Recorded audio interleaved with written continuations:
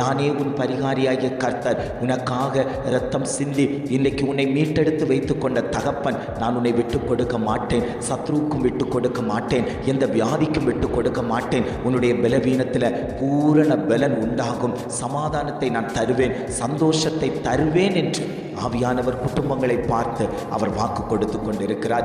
ஆண்டவரே, என் வாழ்க்கையில் எப்பொழுதப்பா ஒரு விடுதலை உண்டாகும்? நான் எப்பொழுதும் கண்ணீரோடு தான் இருந்து கொண்டிருக்கணுமா? இந்த பலவீனத்தை குறித்து கண்ணீரோடு இருக்கணுமா?